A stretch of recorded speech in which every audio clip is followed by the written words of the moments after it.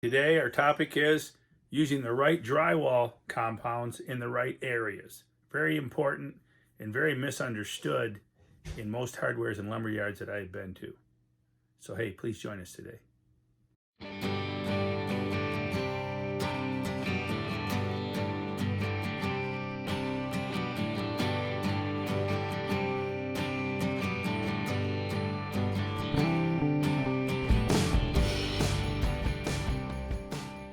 Welcome back to Mark and Bubba's Grow and Fix-It tips. What we are doing now is combining some of my grow and gardening videos with home improvement tips. Now, I've been drywalling houses since the 80s. And what I got to tell you, I was actually started finishing drywall in the late 70s when I was 19 years old, the very late 70s.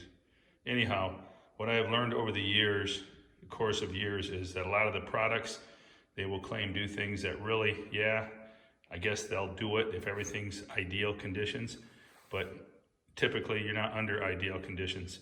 Like our lumber. The lumber nowadays are cutting down younger and younger trees.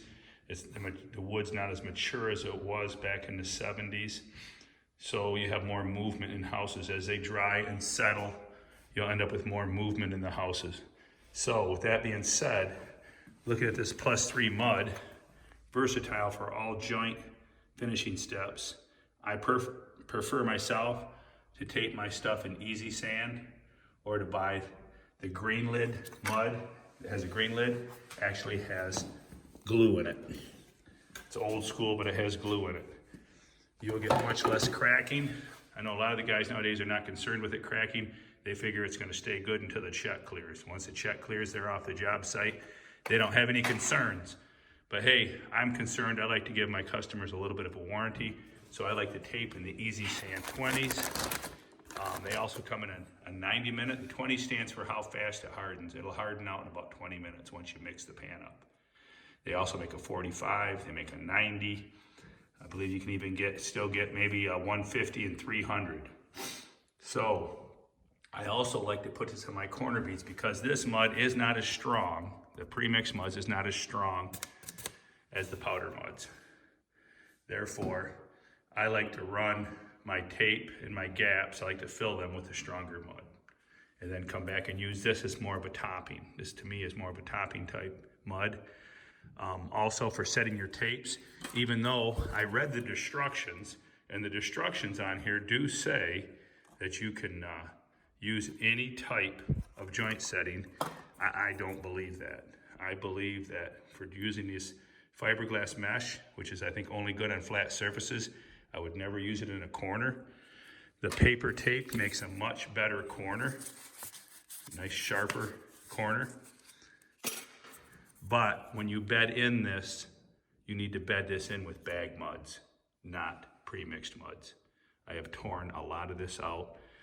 That was bedded in soft mud.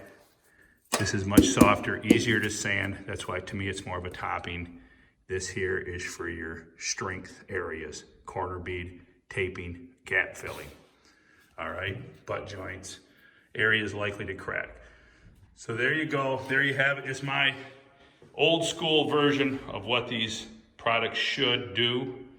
Just my humble, honest opinion. You do what you want to do.